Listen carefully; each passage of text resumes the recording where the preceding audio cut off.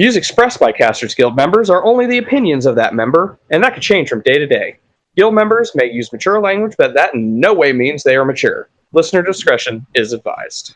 GalaxyCon, Gen Con, and Comic Con have all come and gone. What announcements were made that have us excited or disappointed? Well, that's the spell we're casting tonight on Casters Guild.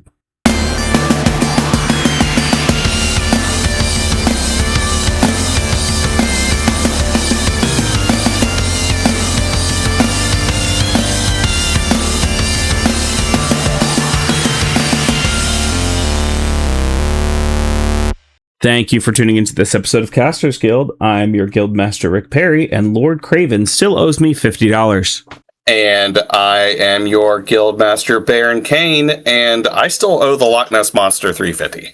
And joining us is a returning Guild officer. Feel free to introduce yourself. Hi guys, I'm Raven. Been a little bit since I've been here, but thanks to these two for inviting me back on for this episode. So between episodes, I have attended 2 conventions. And I have thoughts and experiences to share on both of them. So, firstly, I attended GalaxyCon Raleigh. So, I had no plans initially to attend GalaxyCon, but I saw in the guest list that Edgar Wright was going to be there doing autographs. And anyone who has dedicated any amount of time to listen to this podcast might know I am a big Edgar Wright fanboy. So I spent a little over $200, probably maybe even close to $300 to go to GalaxyCon for one day and for the right to stand in Edgar Wright's autograph line. So I grabbed my Blu-ray of Baby Driver and grabbed my kid, and we headed out to GalaxyCon Raleigh, which was about hour and a half drive for me. When I got there and went down into the area where the autographs are, I find out that Edgar Wright is not going to be there that day, that he is appearing on Saturday only. Now, on the website where I bought the tickets and bought the autograph, you can pre-purchase autographs for GalaxyCon Raleigh. There was nowhere on that website where it said Edgar Wright was appearing one day only, and that day was Saturday. I only bought a ticket for Friday. Okay. Now, on a separate website, so there's 3 websites, by the way. There's the main GalaxyCon website, there's the GalaxyCon Raleigh website, and then there's the website where you actually buy the tickets. So on a separate website, I will concede that later on I found out it did say that he was Saturday only. So I can't say that they didn't have it posted anywhere. But that information was not readily available. Once I found out this information, GalaxyCon Raleigh basically told me I could either transfer that ticket to a different guest who was going to be there that day and get an autograph from them, or I could transfer that ticket to another con attendee, but I could not get a refund on any of it if I wanted it. And overall, that experience on its own had me pretty livid. I was like literally shaking because I had no plans to go to GalaxyCon Raleigh. The only reason I wanted to go there was to see Edgar Wright. And in that moment, I found out not only was I not going to see him, but I was out $200 to $300 for absolutely nothing. There was no way I could get any of my money back. I was pretty upset. Yeah. Lucky for me, I did have another friend who was attending that convention. So I was able to get something out of it by transferring my autograph ticket to their badge. And I met up with them and handed off my Blu-ray. And they were going to the convention all 3 or 4 days. And so they went and stood in the autograph line for me and got the autograph for me at least. But I still missed out on the experience of getting to meet him. And just paying for autographs is not something I normally do. Right. Outside of that experience, which I will take my responsibility in that I could have researched a little bit more and found out that Edgar Wright was only going to be there one day and not have wasted my money in that way. But I will say it wasn't easy to find. And it was kind of a symptom of a problem I found out about GalaxyCon, not just about GalaxyCon Raleigh, but GalaxyCon in general. Yep. In that it is completely mismanaged. It is corporate kind of what is the word I'm looking for? It's like the generic version of any con. Like they have made like this easy canned version of a convention that any city can kind of sign up for. And the majority of the point of GalaxyCon in any city is just to get as many celebrities there as possible for people to stand in line and wait for their autographs. Yep. They sold way too many tickets. The entire convention center felt a lot to me like most convention centers' exhibit halls.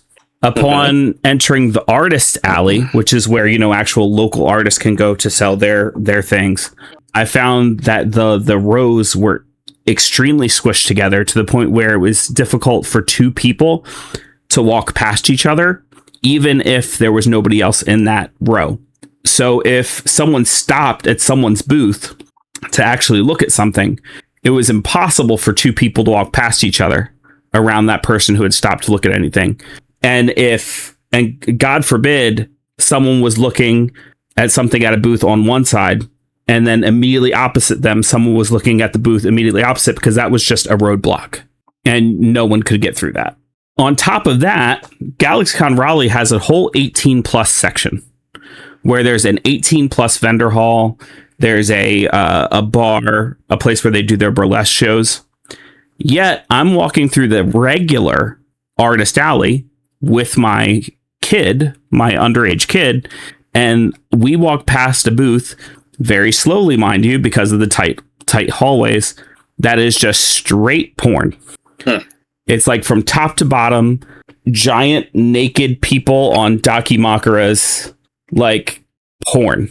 And it's like, why is this not in the 18 plus vendor hall? Why is this in the artist alley where there's kids walking and you're kind of making it impossible to walk past quickly or outside of their eyesight?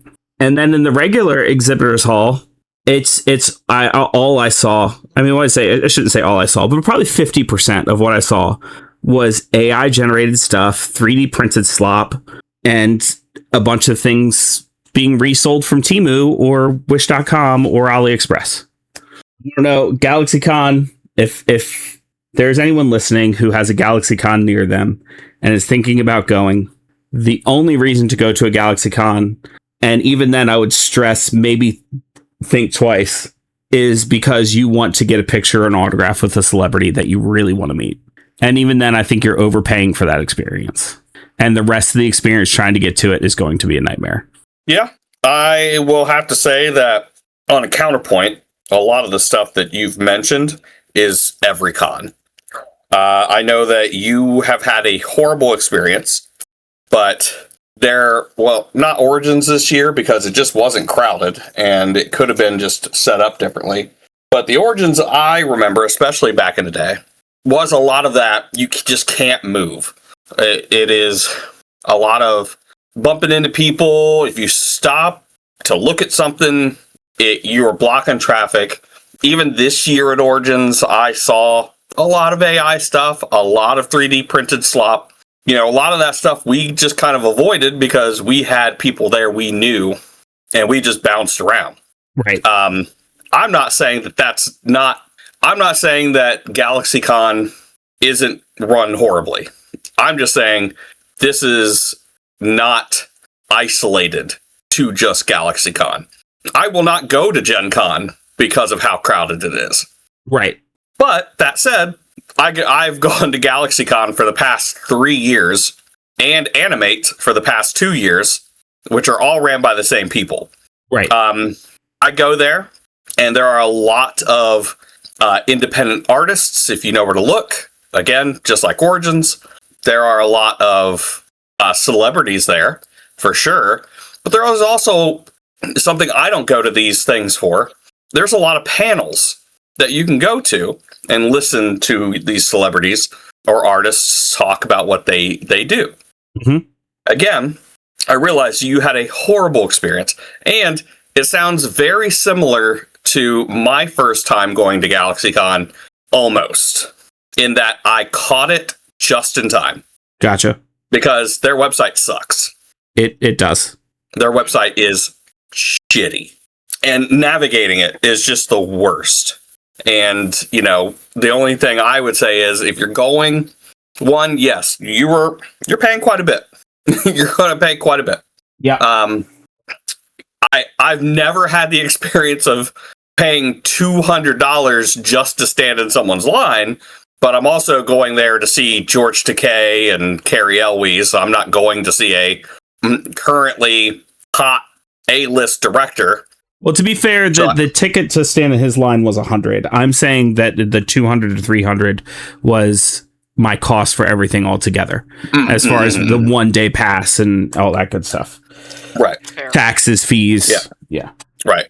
But yeah, so it's definitely something. And honestly, I realize how silly it is of me to go to a place like that, spend all of that money to meet someone who knows me not and will never know me again, pay them a ridiculous sum of money to put some ink on a piece of paper that could get ruined in a heartbeat. But I honestly think that is just saying that things like that probably aren't for you and me, Rick. No, yeah, I 100% agree. Like I was saying, if your reason to go there is to do that, and that is your thing, absolutely go and do it. Was what I was saying before. And to your point, I mean, yeah, a lot of that stuff is me describing the problems with conventions in general. One of the reasons I was so upset was, one, I did have that, experience that I described where, I paid for something and then just couldn't fucking do it.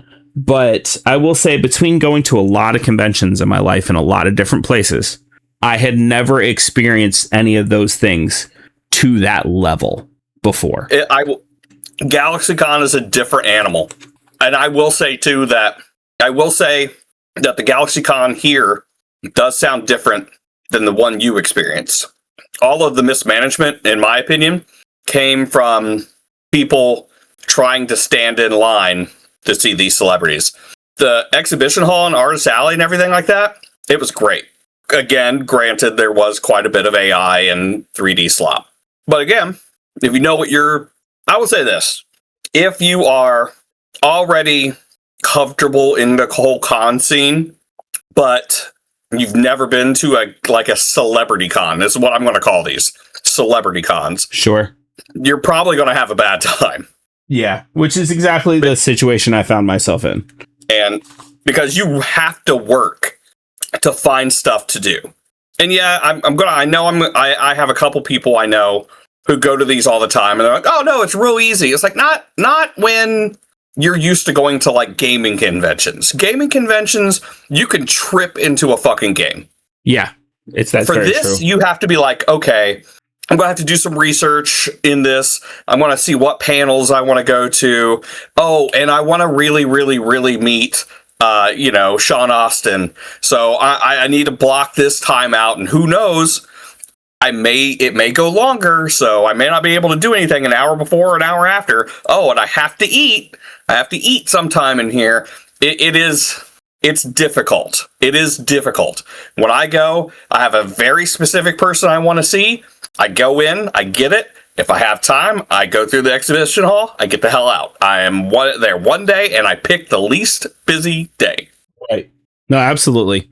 And I'll say, I mean, in my experience with GalaxyCon Raleigh was kind of the opposite, where the one thing that was really managed well was the celebrity lines.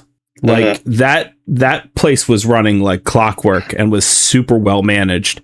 Everything else seemed to be a clusterfuck. Oh, and one other thing I did want to complain about, and I understand I've already ranted a lot. You're fine. No, honestly, and I'm going to say this right now, and I assumed that you were going to be coming in and talking a lot about Gen Con anyways. Yes, I'm also going to talk about Gen Con as well.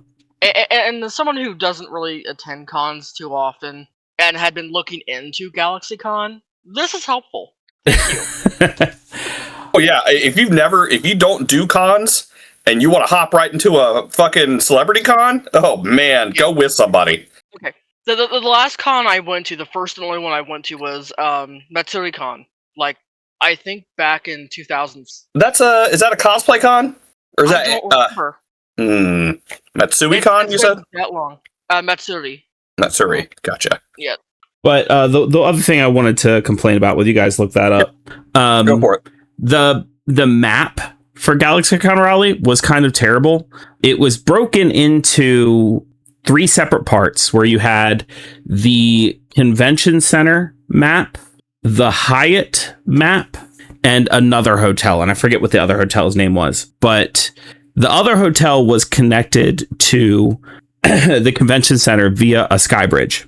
The Hyatt, however, there's no map showing where the Hyatt or the other hotel is in relation to the convention center. There is just a map of the convention center and a map of the Hyatt. There are 2 Hyatts right next to the convention center in Raleigh. One of them is connected to the convention center via the sky bridge. The other one is across a 4-lane street. The Hyatt that is connected to the convention center is not the one that's a part of the convention. It's the one that's across the street. And there was no way to know that that was the one. Not that it's a huge deal, but like I ended up going to the one that's across the sky bridge, assuming the one that's connected to the convention center is the one that's part of the con. Got there, found out it wasn't. Had to walk all the way back to the other side of the convention center, through everybody, then across the 4-lane street to get to the other Hyatt. all while, walking with your child. Exactly. And the biggest reason we decided we were going to go to the Hyatt is because they had it marked. They had a game room marked, like an arcade room where they had like consoles set up on TVs and like a Just Dance area. And they had a, oh man, I now for some reason I cannot think of the drum game off the top of my head. But there was a drum. Okay. There's a Japanese drum game, Taiko no Tatsujin. Taiko no Tatsujin, and like my kid loves that game. She played it for the first time at MagFest. They had one of those cabinets there, so I was like, if we're gonna, since I already missed out on the whole reason I'm here, might as well take my kid to play Taiko no Tatsujin. And so we did end up going over to the other across the street to the Hyatt, and that was probably the best experience we had at that convention. Almost no one was in the Hyatt, and I think it's because they don't make it clear where it is. Right. And we were able to sit down and play some video games. She was able to play the drum game she wanted to play. She played Just Dance with some other con goers there. And that was probably the best thing we did at that convention, but still not really worth the price of admission, I get you. Yeah. And just because we did a little bit of looking up, Matsuri-Con is it's like an anime convention. Yeah, just your basic anime convention, pop culture, stuff like that. But we're also talking that I had gone years. Yeah. So yeah, that was my experience with GalaxyCon Raleigh. Sounds fun. Now let's talk Gen Con. Gen Con, I think, was probably the best managed it has been for the years I have been going. I want to say this is like my 5th year at Gen Con. Okay. At least going consecutively. They have added in some more guidelines to direct traffic and things like that. Makes it very easy. The exhibit hall was the most walkable it's been. There was never a point where I was walking through the exhibit hall and I had to stop anywhere. There were points when I had to walk slowly, sure, but I never had to stop from the start, from the front to back, which was really important for me because, I mean, last year or the year before that, I can't remember. There's a year where I was like stuck there and I couldn't move, and I ended up having like a little bit of a panic attack in the middle of the exhibit hall. But I didn't have that issue. But anyone who knows me knows that I go to Gen Con and then avoid most of Gen Con. So what I usually spend my day doing is all in the basement of Lucas Oil Stadium anyway. In the morning, I wake up, I take my time, enjoy my free hotel breakfast, hang out in my hotel until it's time for me to go play True Dungeon. Then I go play True Dungeon, chill, eat, and then I work my shift for True Dungeon. And all of that went really well. I also played some Magic. I got to see everything I wanted to see in the exhibitors hall. There's a lot of Dungeon Crawler Carl stuff going on this year that I did not get to participate in. Mostly because I know I've seen a lot of it. Yeah, I didn't get to participate in much of that, mostly because it conflicted with my shift times. But coming through True Dungeon, I get to see a lot of cool Dungeon Crawler Carl cosplays and talk to people about it, and it was a lot of fun. But one thing I did want to say this year, which I had not said previous years when I talk about what a good time I have at Gen Con, I'd like to give a lot of the credit to my good experiences to Gen Con and it's going to sound like I'm doing an ad read, but I promise they are not a sponsor. They pay me no money. So why have you got that written down on a piece of paper and I see you pulling it out right now? I'd like to give a lot of thanks to Staybridge Hotels and Suites. Oh my God, it did. It started out just like an ad read. Oh my God. I think you just got that. You just have that mannerism. I think anytime you say something nice about somebody, you sound like you're doing an ad read. It is very true. Yeah. But they have some of the nicest beds I've ever had in hotels.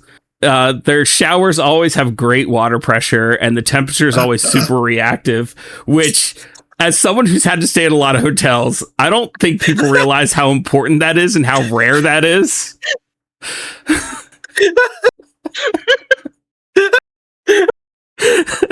The free breakfast every morning is fan-fucking-tastic.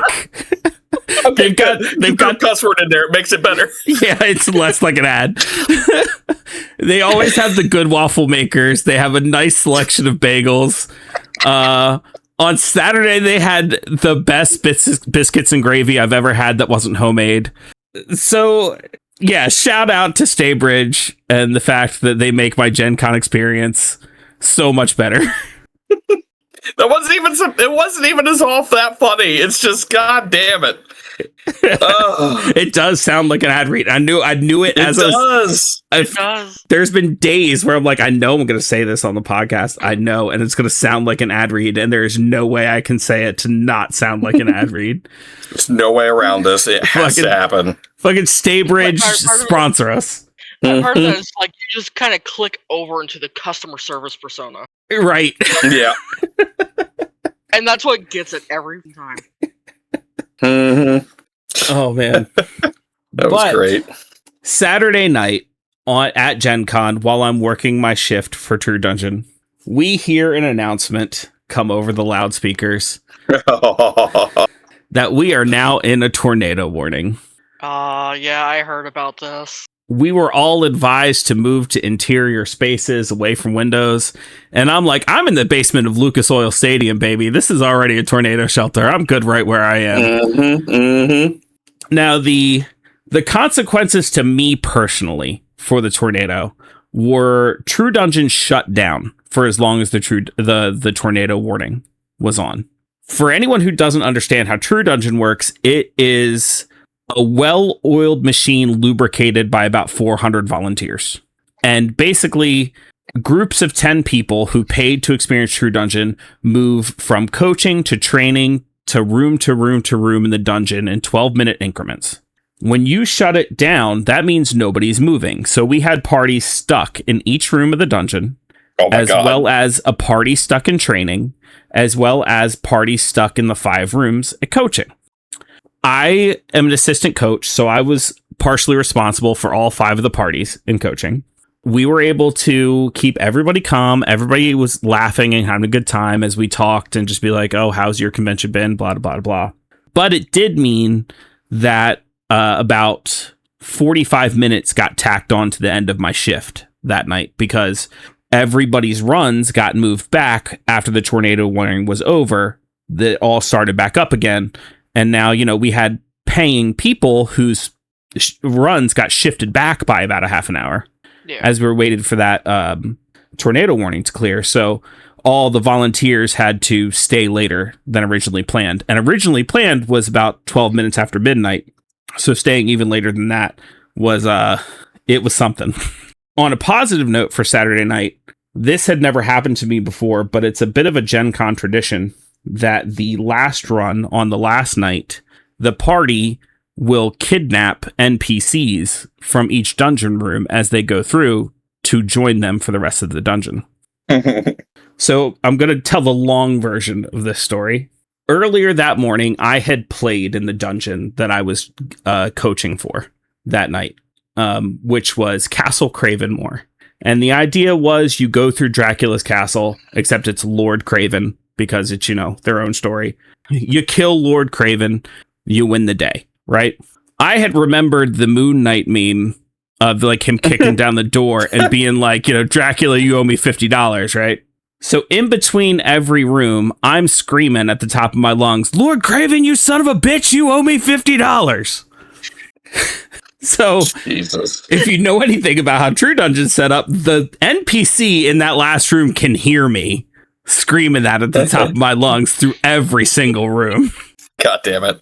Well, how'd that play out? So I get to the end, finally reach the NPC, and, you know, in his best Dracula voice, he's all, "Why are you so obsessed with $50? And I'm like, "You son of a bitch, you would forget." And then we kill him. You know what I mean? That's basically just how it went. Right.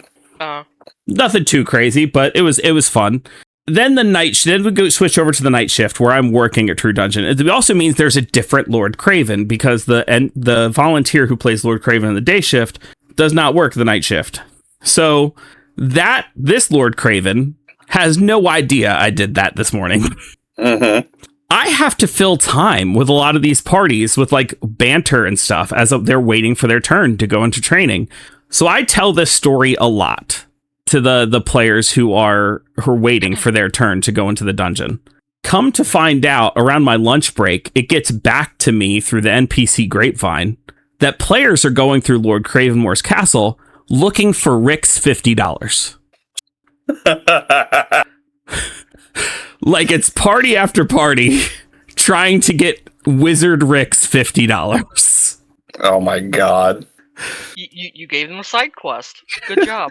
So we get to the last run of the night. It's Saturday night. There are no more runs. That party decides that they're going to kidnap me from coaching and we're going to go get my $50. Are you like the only coach that got kidnapped? Yes. Normally Nice. it is NPCs in like the actual dungeon. It is very rare that anyone from coaching ever gets kidnapped. That's hilarious. And even then I had to tell them to wait because I had to help with teardown and coaching. It's part of my job. So I caught up with them as they were finishing up room 1. But it was just in time for them to walk through the exit of door number 1 and me to scream, "Lord Craven, you son of a bitch, you owe me $50."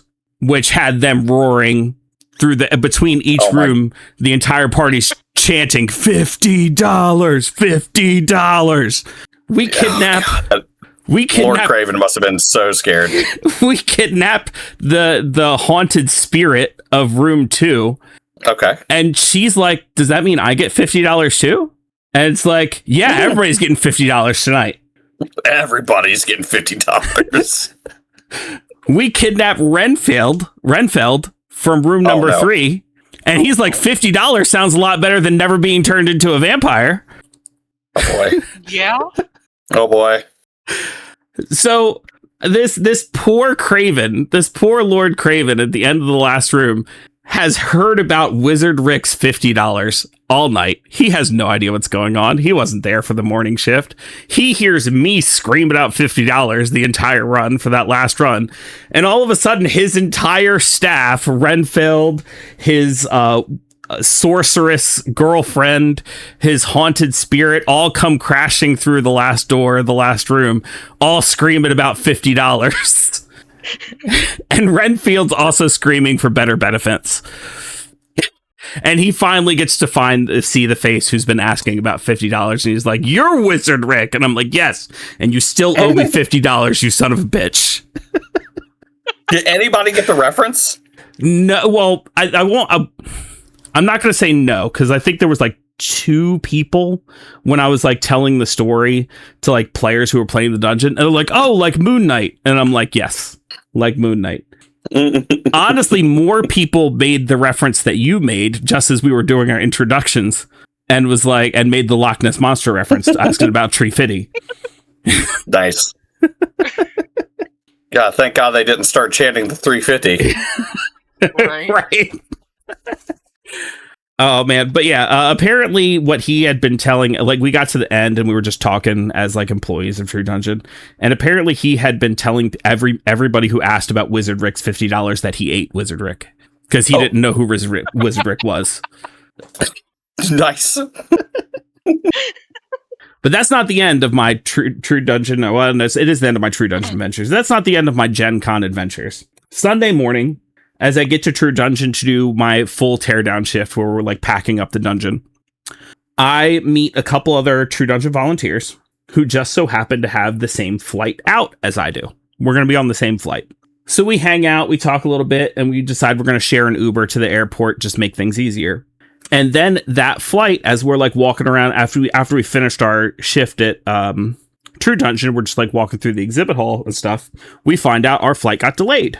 Oh, okay, well, we got more time to experience the con for a little bit. So we walk around the con for a little bit longer. Then we find out our flight has been canceled, and we have been scheduled for a flight tomorrow morning. Okay. We got scheduled for the same flight tomorrow morning, which I also think is a huge coincidence because we both had connecting flights, and our first flight was the same, but our second flight was different because we were both going to different places. But like just the fact that our first flight was the same every time it got moved was a rather neat coincidence. Mm-hmm. But then we're scrambling to figure out, well, what are we going to do? Because I thought that when an airline cancels your flight and gives you a new flight the next day, that they were supposed to compensate you in some way, put you up in a hotel, give you a meal voucher. But apparently, under the current administration, all those laws were repealed. So airlines no longer have to give you shit. Fun. Okay. So we were scrambling to try to figure out what we're going to do. Luckily, I found a nice Airbnb with 3 bedrooms. It was one that was normally like almost $600 a night, but was able to get it for around $230 for a single night. So we split the Airbnb, no big deal. Stayed there for the night, Ubered to the airport the next morning. Had some fantastic tacos that night. That was really cool. And I didn't get back home until almost 6 or 7 p.m. yesterday. So that was fun. That was my Gen Con adventure. Hell yeah.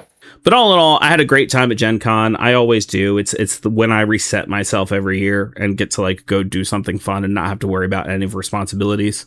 And, you know, big thanks to Staybridge and and fuck GalaxyCon Raleigh. Nice. But as long as we're talking about Gen Con, there were some big announcements to come out of Gen Con, including some out of Dungeons and Dragons. And I cannot wait to hear Baron's take on some of these announcements. Oh, no. Oh, man. This usually means I'm going to get angry. Oh, man. I don't know. Don't feel bad. There's a reason why I'm here. Yeah, you're not the only one I'm going to piss off tonight, Baron. Oh, no. See, I was pissed off like the moment that it was announced. Yeah, And absolutely. dig into it. So let's start with D&D. Some of these are just going to be benign. You're just going to kind of be like, so who cares?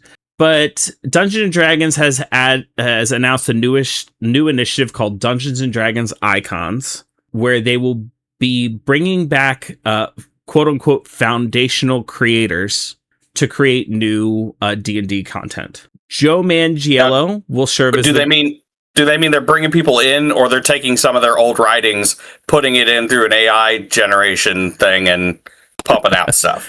Well, who knows what they'll do in the future? But currently, Joe Manganiello is serving as the chief creative officer for this initiative.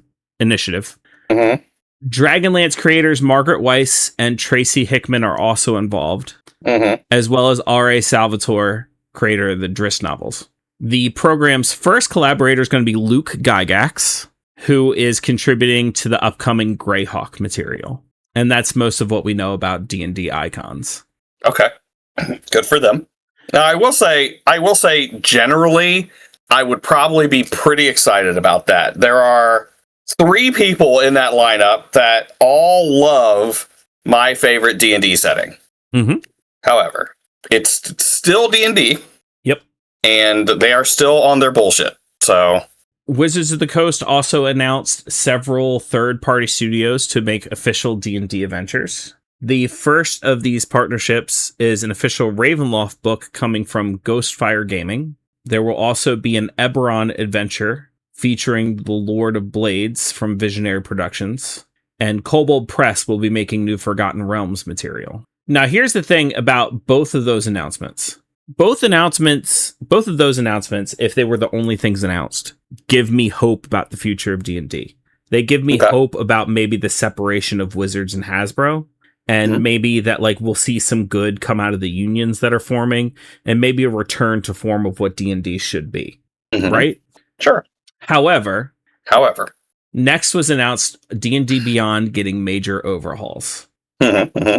Most of it were announced around a rebuilt search function, new scene managers, encounter management features, and they were offering D&D players to do their first session for 99 cents for a limited time. However, they did not repeal any of the things that were making D&D Beyond the new changes horrible, where they want to do like subscription-based content, where you only get access for your content as long as you have a subscription, and only if you as a player has a subscription, you can't use your Dungeon Master's content. None of that got repealed. Okay. They are launching a new D&D Beyond mobile app that, once again, it's just bringing the new worst D&D Beyond to your phone. Mhm. They announced the new D&D game that's coming up called Warlock. They announced who the patron was going to be and some of the voice actors who are going to be in the game, which the Warlock's patron in the game is going to be Tasha. Okay, sure. Just a quick speed run before we get to the really important stuff. Arcana Unleashed includes a full campaign for levels 11 to 20, which is a new book that they're releasing. Greyhawk is returning with the Crown of the Witch Queen. So, I mean, like, that's probably the first Greyhawk we've seen in, I don't know, decades. Dark Sun is coming back. Once again, all this stuff is stuff that could be good news. But yeah, then, I mean, that's the shitty part, is they're coming out with all this stuff that, if it didn't have this lens in front of it, would look really good. Right. But they got this lens that they smeared shit over, and they're like, hey, look at the stuff that we're doing through this lens. And it's like, well, it looks kind of shitty to me. Mm-hmm. But then they announced that they are bringing everyone's favorite part of Magic the Gathering to Dungeons & Dragons. They are bringing Universes Beyond to Dungeons & Dragons. I knew it. Fuck.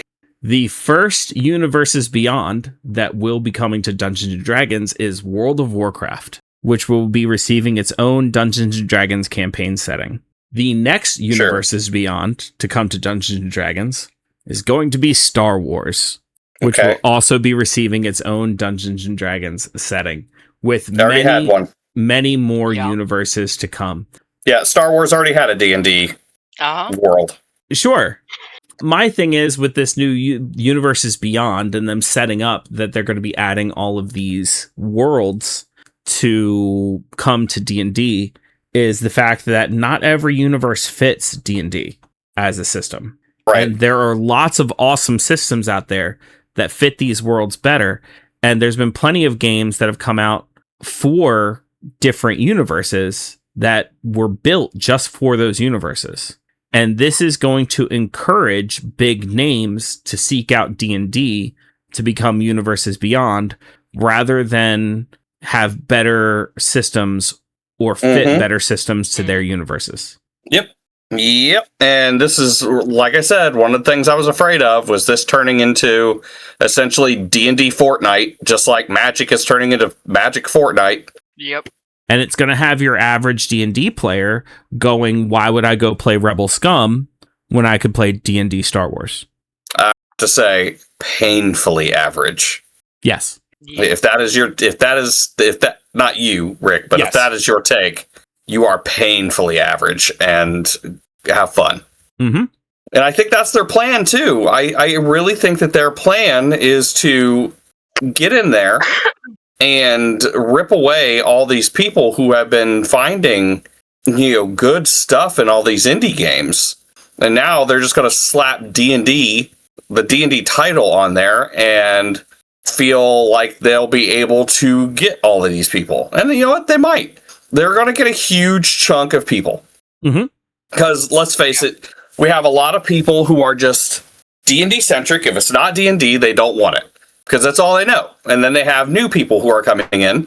And like I have said before, D&D is a good intro game. If you are just getting into tabletop role-playing games, D&D is a good step. And I feel like that they are just, you know what, sure, good business acumen, I guess. They're there trying to take away all this business that these indie games have been getting because they are just a good option. Right. If that makes any sense. No, it absolutely does. And it's just the kind of thing that it's the exact thing that I don't want to be happening to the TTRPG world and community. We were on the precipice of a tabletop gaming renaissance with all of these awesome systems that were being made and all of this really accessible material, and we were just at the point where I think more people were going to be enough people had been lured into Dungeons and Dragons through things like Critical Role and Stranger Things, and they had played it enough that we were just at the point that we were going to be able to lure them into the rest of the TTRPG space. Yeah. And then all of these things started to happen with Wizards of the Coast and with Dungeons and Dragons, and I feel like it kind of ruined it. Mm-hmm. And I weep for the world that we have missed out on because of that. Yeah. Yeah. I feel like I will say that I don't know. I'm kind of hoping maybe this goes the other direction for them, and that precipice that we were looking at for the indie games is still on the way. Like maybe people realize this is dumb. This is commercialism. This is, just stupid corporate bullshit. And we're gonna, maybe slide away from it and try all this other stuff. I hope.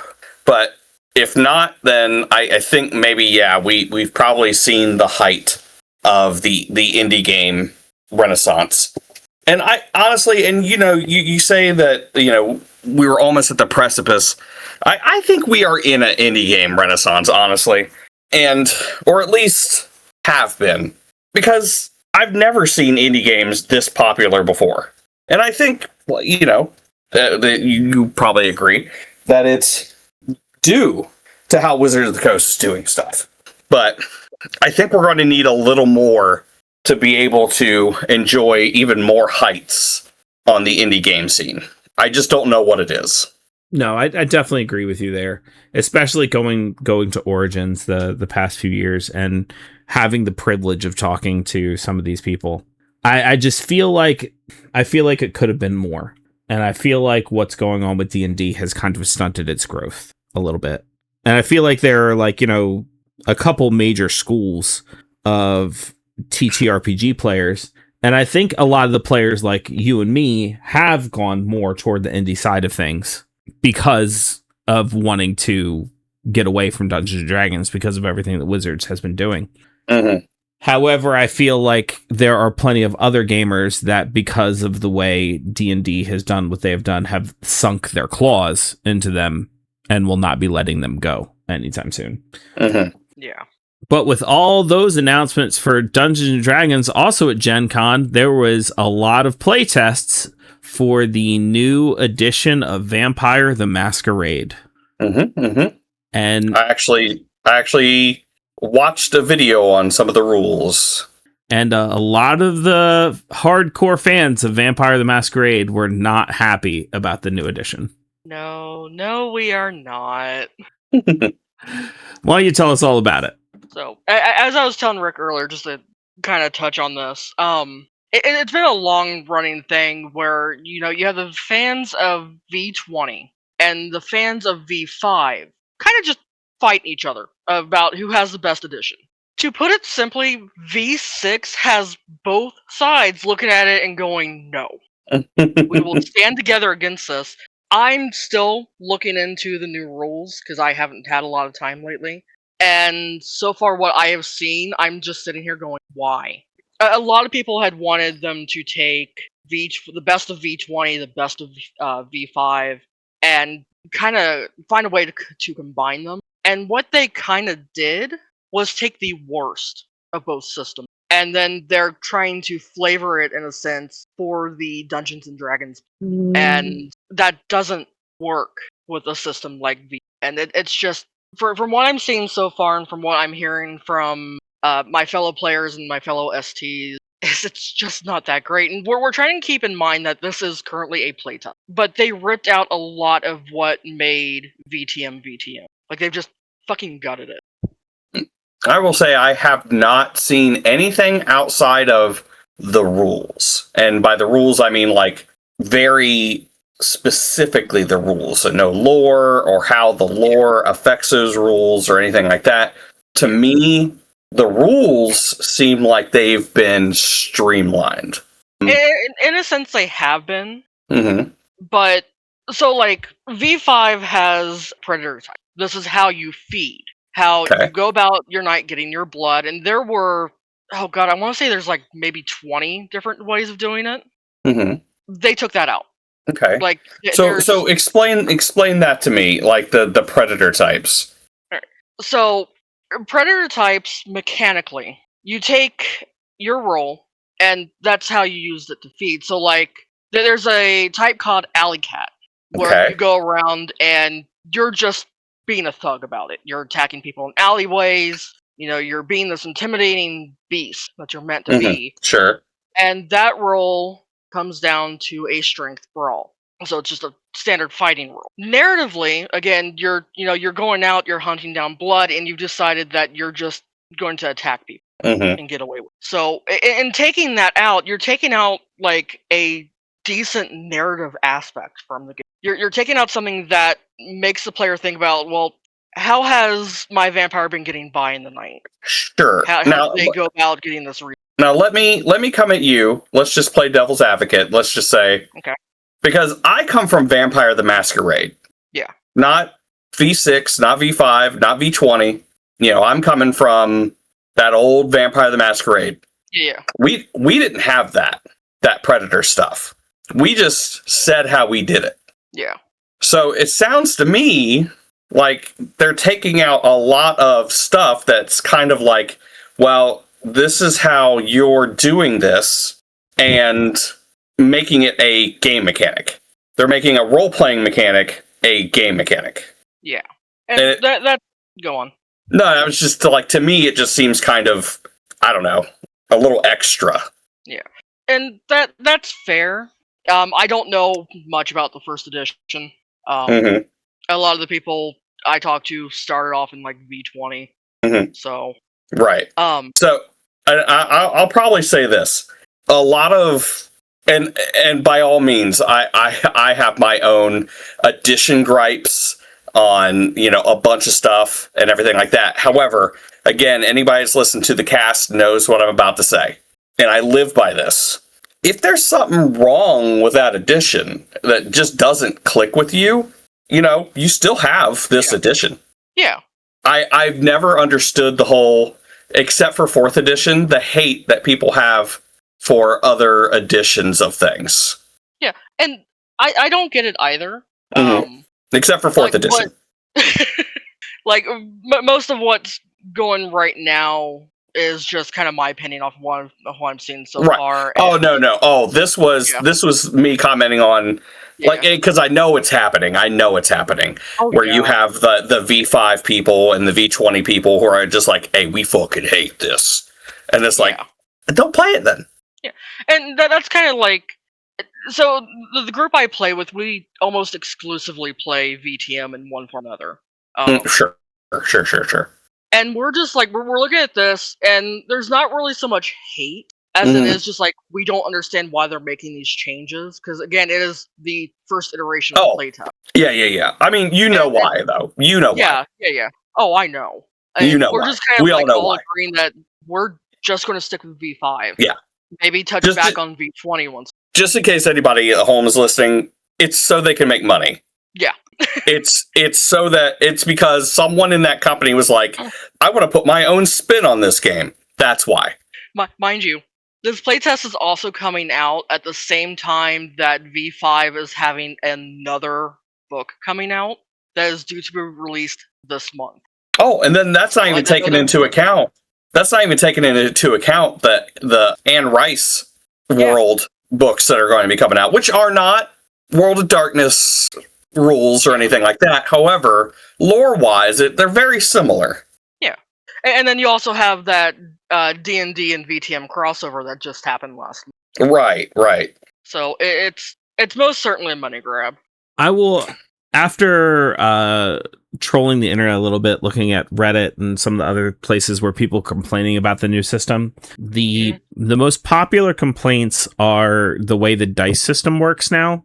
They've completely removed any of the V5 hunger dice and color-coded mechanical variations, and they just use standard D10s now.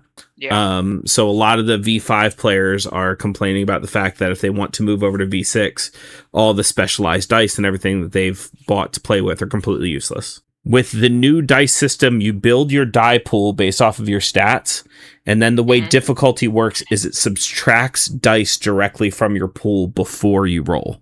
Mm-hmm. And successes are achieved on 8, 9s, or 10s on your die.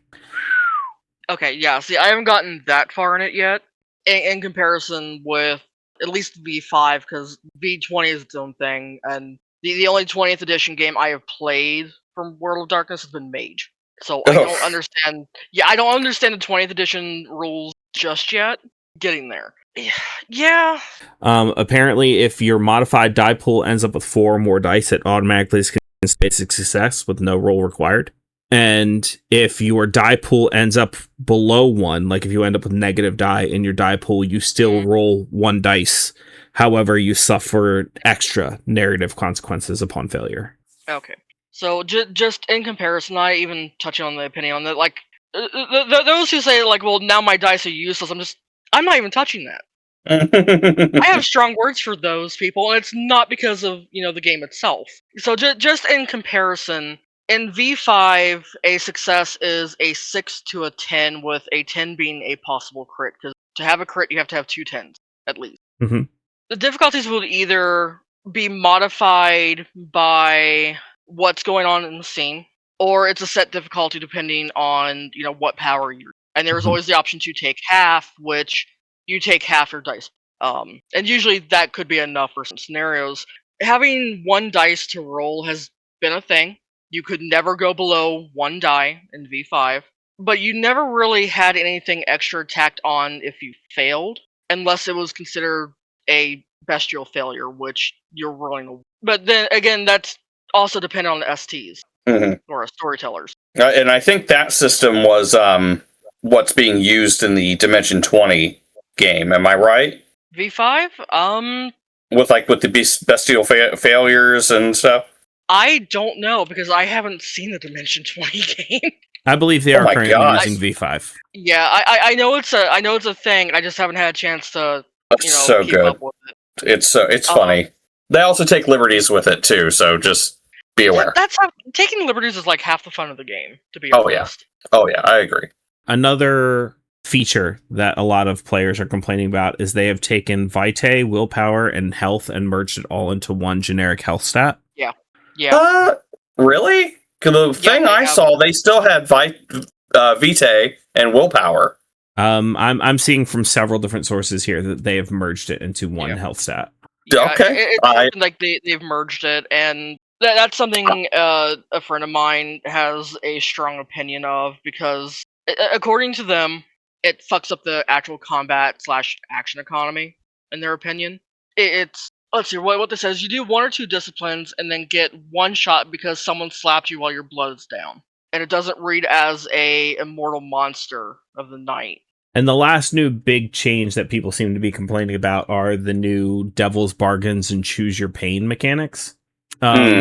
Which remind me, honestly, a lot of the Daggerheart Hope and Fear system, where it looks like the storyteller is getting a resource that they can use to spend to kind of do narrative things to the players negatively. So, funnily enough, V5 does have a similar thing in it. I'm not so much about the Choose Your Pain thing, because that's like, hey, you have a bestial failure, this is just what's going to happen. Devil's Bargains, however, from what I've been reading through, sound a lot like the current Succeed at a Cost, where, yeah, you're going to succeed, but X is going to happen, and X can be dependent on how badly you need it or how severely you just failed. Right. And that's like, okay, so they're just taking that and they're renaming it and maybe adding like 1 or 2 things. Baron, you've posted in our chat, and I'll just put it out there, the character sheet does seems to have Vitae and Willpower as 2 separate stats, and like I don't know enough about the system to know what that means. But I am looking at a couple different places here that's saying it is merged as one health stat. So maybe while the two are separate, like you can get points in both, they subtract at the same time. Maybe they're considered one resource, even though they are separate. I don't know. You know what? Let me download one of their PDFs that they've got for a ready-made character. We can take a quick look into them. It looks like Vitae and Willpower are two separate trackers. I think what it is Vitae is hunger and health combined, with Willpower just being Willpower is different. In fact, in that thing you just posted, it says Vitae and Willpower / health. Yeah. So it looks like they're merging willpower and health. Yeah, that's what it looks like now. But now it's saying, but it's saying Vitae willpower / health merge into a single resource. So it doesn't. Yeah, I don't. Where are these sources coming from? So I've got one from. Because I've got the character sheet right there. I've got one from Variety, who is talking about who interviewed with a few of the creators about the new playtest, and they were listing some of the major mechanical changes. And I've got another one here from Polygon that's reporting on the playtest and the fact that there's a fan backlash and what the fans are backlashing about. Yeah. And then I've just got a couple posts from Reddit here where a couple fans are complaining about Vitae and Willpower being merged into one health stat. So I don't know. Like I said, I couldn't tell you anything about any edition of Vampire the Masquerade, really. The only thing I know is, like, as I'm looking at this character sheet where they are listed as two separate stats, there is a slash between them and they're put on the same spot in the character sheet. So, like, but there's also a number on one side and a number on the other. Yeah, it's with weird. Dots matching that. I've got the page up on the Demiplane, so this is not going. Oh yeah, Demiplane. Yeah. Yeah. Vitae is the blood that sustains your existence and empowers your vampiric abilities. It serves as both physical endurance and as a resource you spend to fuel physical discipline powers. So I guess that would be Protean, Potence. Sure. It drops when you take physical damage and when you use demanding physical powers. Which makes sense. Yeah. So it sounds like that is just your physical stuff, your health. Wow. Vitae maximum is 10 plus your stamina. Okay. That explains a lot in that sheet. Willpower is social and mental reserves and endurance, as well as powering things such as dominate or presence. I wonder if maybe sometime in the interview they were like, oh yeah, well, they're both kind of a health stat. And whoever interviewed them was like, oh, they're merging them into one health stat. I'm wondering if that's what happened, because it's saying, like, the last line of the willpower is it drops when you take social or mental damage and when it's demanding mental powers. So it just sounds like they separated out the physical attributes from the social and mental and just combined the social into one thing. Yeah, and really all this is just coming from, like, my experience with the game and seeing... If I hadn't physically seen this character sheet, I would have obviously had nothing to go off of. Based off of those interviews, if I hadn't seen this character sheet, I would have absolutely thought the same thing. Yeah, and that's kind of what I had been thinking to begin with anyway, was they just comboed everything. To find out that's not necessarily the case. Right. And I actually kind of like the idea of being able to take mental damage from stuff. I'm looking, and like everywhere is reporting it as though it's been merged. Paradox Interactive reports health and blood points have been combined to a single resource called Vitae. Yep. White Wolf. That's what it's reading as. I already said Polygon and Variety. Gizmodo says Vitae and Willpower / health merge into a single resource. Paradox Interactive playtesting the new alpha of Vampire. Vitae and Willpower / health have been merged into a single resource. I'm not arguing at all. Right. I'm saying it's weird that, like, everywhere is reporting it as though it's all merged into one resource, and it's not really what's happening. Now, how old are these articles? Let's see. The one from Paradox Interactive is 5 days ago. The one from Polygon is 3 days ago. Variety 5 days ago. Gizmodo, because this video I got is from 3 days ago. Yeah. By the way, the video I'm pulling this from is from a channel called Strange Adventures, and the video is called World of Darkness Reborn. Okay. And this is from their alpha playtest. This is their alpha playtest. Yeah. But no, Vitae more or less does seem like they took the hunger points and combined it with health. Because in V5 currently, there's health, which is how much damage you're taking. There's your willpower, which is for social and mental stuff. It's what you usually spend to, say, like, reroll 3 dice if you want more successes. You also take willpower damage, and that's what helps against losing control. Mm-hmm. Okay, Hunger so point- it sounds like Vitae and willpower haven't been merged, but health they has have been merged with Vitae, and health has been merged with willpower. There we go. And that's it. No, you said it perfectly right there. And I think that, again, kind of what we were saying before, is they probably said that, Mm-hmm. like, in the interview, and whoever was writing it was like, And I wonder if half of these outlets didn't just do an article based off of another article, which I've seen these motherfuckers do. Oh yeah, 100%. Yep. So yeah, no, you're right. You said it perfectly, Rick. I think that Vitae has been merged with health, and willpower has been merged with health. But the two of them are still separate. Correct. But certain health. So like willpower, you can't take a willpower damage from getting punched. Right. I like that. Yeah. I don't know about the rest of the game, but I like that. It reminds me of Betrayal at the House on the Hill, where you can take physical damage or mental damage. Yep. Yes, Yeah. exactly. And I wonder if that's where they got the idea. Well, really, willpower has almost always been social mental damage. Because you spend, like I said, you spend it in V5 to reroll. You take social damage if you're in social combat. And see, I've never played a vampire game where if you took, quote, social damage. Well, first off, I've never played a vampire game where you took social damage, for one. Yeah. Physical combat and social combat are two different things, and to track damage from social combat, that's where willpower comes in. But the lower you get on your willpower tracker, the more mentally enabled you are. Disabled, something. I could not find a better way to word that. That's on me. But it's effectively like how tired you get. And once you're out of willpower, you take penalty for that. But it sounds as if they just tweaked it a little bit. Well, health, which was apparently a separate stat, is just gone now. Yeah, health has been combined with hunger die, and it's different. Well, yeah, I guess. It's still there. It's still there. But I mean, like I was saying before, like if you're taking like mental or social damage, it makes sense that your willpower, you get less willpower. Or if you are getting stabbed, why aren't you losing vitae? You know? Yeah. That is a thing that makes sense to me. Yeah. But again, don't know. Also, you said you've played V20, you've played V5, right?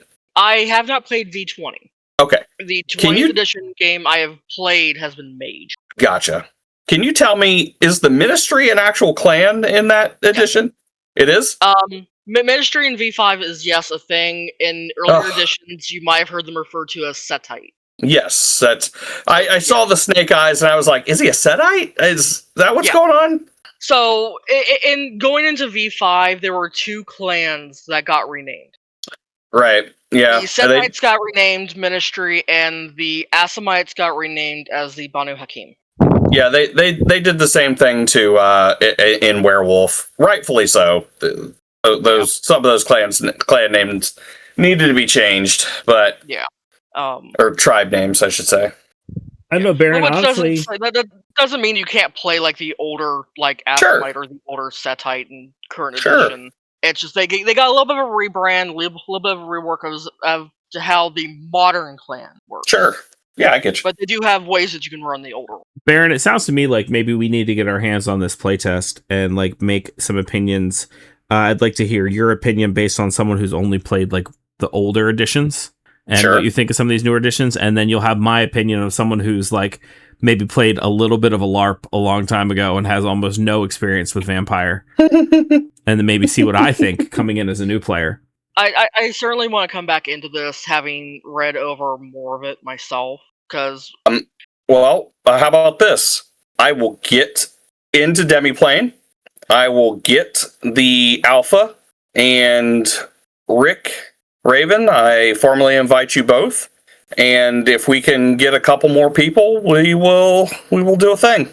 Yeah, I like that Just idea. Let me know when. Because Yep. I do have quite a few games going on through the week. Most of Yep, them, I get it. obviously, I get most it. of them obviously being VTM, because Well, this will be a one shot, so we won't have to worry too much about it. obviously. But yeah, I kind of want to see how this runs. I kind of want to finish going through the rules myself, because, like I said, I'm still skimming. I'm still in the early portion of, and I'm just getting things from my friends who have gone more in depth on it before I could. Sure. And two of them, and unfortunately, I couldn't get a hold of one today before this recording happened. Mhm. But the other one, like, they lined out all their opinions and whatnot for me, and that's what I've been going off of with notes and some of my own. But Yep, I will work on getting that. All right, now that I've spent way too much of our podcast time talking about GalaxyCon and Gen Con, we have a little bit of time left to talk about Comic-Con, which also happened since the last time we've had a chance to record an episode. Mm-hmm. Mm-hmm. Starting with some Marvel stuff. Marvel announced Black Panther 3. Mm-hmm. Ryan Coogler's going to be directing. David Johnson should be the new Black Panther. It looks like he is taking on the role of T'Challa II, the son of T'Challa. And that will be coming out into 2028. And then Ryan Gosling will be coming to the MCU as Ghost Rider. How do we feel about Ryan Gosling as Ghost Rider? I'm fine with him as Ghost Rider. Johnny Blaze, Ghost Rider. yeah, Sure. Now, we have already seen Nick Cage as Ghost Rider, and we have seen a Ghost Rider, Bobby Reyes, I believe that's his name, Robbie Reyes. No, he lets me call him Bobby though. Yeah. He's the Ghost Rider that drives the car, and he was featured pretty heavily in Agents of S.H.I.E.L.D. So, which, with everything going on, we could absolutely see Robbie Reyes again. Sure. But yeah, no, I don't mind. I think that this may be a project that Ryan Gosling is excited about, because I feel like I probably would have used him someplace else. Okay. I don't know where, but maybe something higher profile. But maybe he wants Ghost Rider because it's not going to be super time demanding. Sure. In other movie news, we've got John Cena promoting Matchbox. Okay. Which is like the car? The only thing I know about it here is that it's a live action feature film co-starring Jessica Biel, and it's going to be on Apple TV. Let me see if I can find out a little bit more about Matchbox here. It does appear to be based off of the cars, the Matchbox cars. Okay, fun. Okay, sure. But it's like got the toy cars, and then it's got real cars, and it's from Mattel.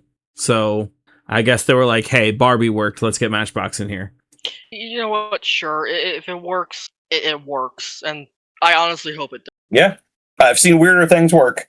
And then, of course, we finally got a full trailer for Coyote versus Acme, which we all knew was coming, but we've got a full trailer for it. Yeah. Guillermo del Toro announced in a panel that he is doing a 20th anniversary re-release of Pan's Labyrinth. Mm-hmm. And that he said when he was converting the film into 3D for the anniversary release, that he used no AI during the filmmaking, and then apparently went on a rant about AI not being used in filmmaking, which, hell yeah, go him. Yeah. Also very on brand for him, too. Yes. Yeah. In TV news, DC talked about Lanterns, which is coming out, and teased the possibility of Red Lanterns appearing during the show. Oh, crazy. That's a choice.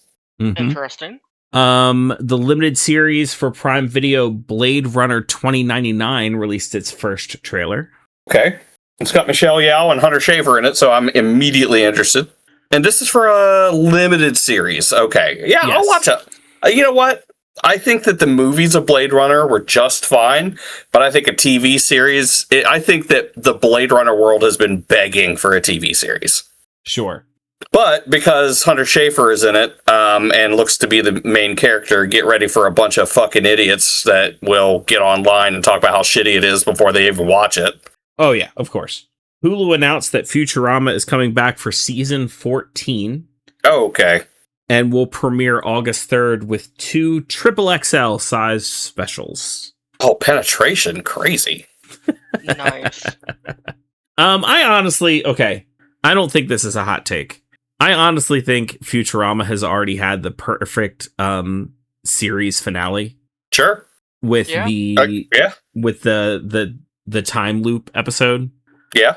But that being said, they've already released new stuff since then that I have enjoyed. And I'll probably enjoy this season as well. But none of it I have enjoyed as much as the older stuff. But I still enjoy it more than other series. I don't know if what I'm saying makes sense. This is good enough to be released and for me to watch it, but it still doesn't hold up to the bar that the original seasons held. Yeah, that makes sense. Star Wars Detours is going to finally be released, which is an animated comedy series that was completed before Disney acquired Lucasfilm. Ooh. And they're finally going to release it. Apple TV released a teaser for Neuromancer. It is the season of Cyberpunk, apparently. Mm-hmm. Yep. I'm okay with this. Same here. AMC announced that they renewed Interview with the Vampire for the 4th season. Why not? It's doing great. I think it's beautiful. Yeah, no surprises there. Amazon Prime released the first trailer for Lord of the Rings, Rings of Power Season 3. I still need to see Season 2. I liked Season 1, so I don't see why I wouldn't like Season 2. Now, here's the surprising part. Go ahead. Season 3 has announced that Jamie Campbell Bower and Simon Pegg will be joining the cast. Simon Pegg. Crazy. Fun. Wonder who he's going to play. You have any guesses? No. Okay. Sorry, I don't. No, that's fine. That's fine. All the big people I could think of. There's probably some Silmarillion bullshit. I don't know. Some Silmarillion bullshit. Yeah. I feel like that could be on a sticker somewhere. It could. Yeah. It could. It's probably some Silmarillion bullshit. What is now? Thanks, Redbubble or whatever. Yaga, a Crave original series, released its first trailer. Yep. It is a modern, apparently, rendition of the story of Baba Yaga. Dark Matter Season 2 got a trailer. Familiar with that? But is that Jennifer Connelly? I'm in. There is a new 8-episode series adapting the Stephen King novel Carrie. Sure. I don't know how many times the story needs to be told, but as long as it keeps getting better every time, I'm in. We got the first trailer for Avatar 7 Havens, introducing the next Avatar after Korra, who is going to be Pavi. Nice. And it's going to be on Paramount Plus. Let's see. Hey, George Takei won an Eisner. Yes. Yay. For It Rhymes with Takei. Mm-hmm. His graphic memoir. Yep. That's cool. We saw some more stuff for God of War Lao Fei, which is going to come out February 16th of next year. Cool, just in time for my birthday. I think I know what I'm going to get for my birthday this year. Lots of stuff with Marvel. I don't think we really need to worry too much about that. Yeah. I do think the Ryan Reynolds appearance at Comic-Con should at least be mentioned. Ryan Reynolds walked around Comic-Con this year in a denim Deadpool suit. Okay, but what color was it? It was gray. What kind of gray? There's a very specific gray that it was. Uh-huh. It was jean gray. Yep. Spoiling Spider-Man before it was even out. Yep. And he did show up during the Hall H presentation for Avengers Doomsday, which could mean any number of things. It could also mean absolutely nothing. Yeah, they're seeming to imply that he is not going to be in Doomsday. Yes. Let's see. I don't know much about K-pop, but apparently there's a Dark Moon franchise coming out from the K-pop group Hyphen. Green Day did a performance at Comic-Con. I thought this was actually interesting. I saw this on TikTok. Johnny Depp appeared as Ebenezer Scrooge at Comic-Con, and other Johnny Depp character cosplayers came up to talk to him as his other characters. And he had some interesting interactions as Ebenezer with some of his old characters. Okay. Like talking to Edward Scissorhands, Jack Sparrow, the people you'd expect to see dressed at Comic-Con. That's funny. Yeah, and that's honestly all the major news that I have from Comic-Con. But I also feel like that's enough. That's a lot. Yeah, I think so. Yeah. Especially after, all the other updates we had. I will say that I did watch Spider-Man, and while I was wrong about a bunch of stuff, I was happy with it. Because I was at Gen Con and working Gen Con, I have not had a chance to see it yet, but I will be very soon. Yep, I'm only upset about one little thing, because it doesn't make sense to me, but past that, I'm fine. All right, and since we have taken up all of our recording time for this podcast, I'm just going to bring up one more topic. Dropout just added to their programming. I know we talk all the time about how you should subscribe to Dropout, and there's many reasons why, but their program is getting even larger as they have just gotten a collection of Dan Hertzfeldt's animations added to their programming. If you don't know who that is, you may recognize the line, "My spoon is too big." And if you don't recognize that, I don't know what to tell you.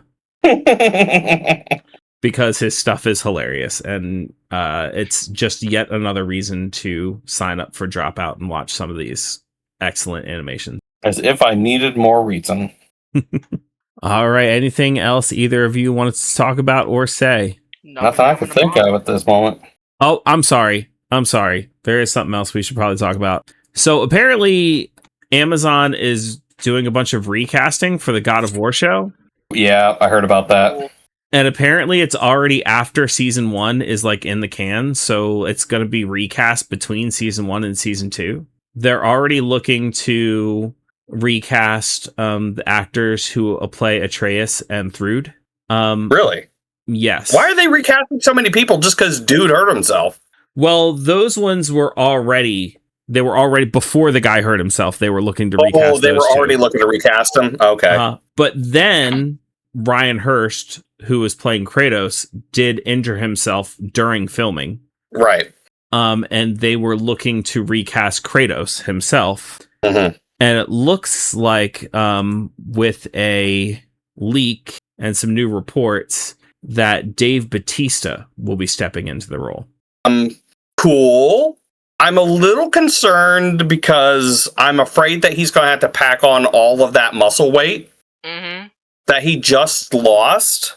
Not that he's not fit still, but I mean, like, everybody knows how big this guy was. Yeah. Well, and he lost a... Go ahead. According to the article I'm reading here, he had already just bulked back up for the Highlander remake. Okay. So he's already has the muscles back on. Okay. I was really happy for him that he got to lose all of that shit. Mm-hmm. Because, that's hell on a body. Anyways, it's his life. He can do what he wants. Yep. This article also points out some of the other roles that have been cast, and I did not know they had gotten Mandy Patinkin as Odin. Oh, that's a good cast. Oh. That's a good cast. I'm looking forward to that. They also have Max Parker as Heimdall. I feel I'm going to butcher some of these names. Olafur Dari Olafsson as Thor. Teresa Palmer as Sif. Alistair Duncan as Mimir. Jeff Golka as Sindri. And Danny Woodburn as Brock. Yeah, but Mandy Patinkin as Odin. I mean, I honestly was not excited about this show, but I might be tuning in just for that. Fair. But with all that being said, thank you for tuning into this episode of Casters Guild. Email us at castersguild@gmail.com. Let us know about your convention experiences. Join us on the Discord. That's where all the fun stuff is happening. And we will see you in the next one. Bye-bye, everybody. See ya. Bye. Bye. Bye. Bye. Bye. Bye. See ya. Bye. Thank you, Stay Bridge. Okay.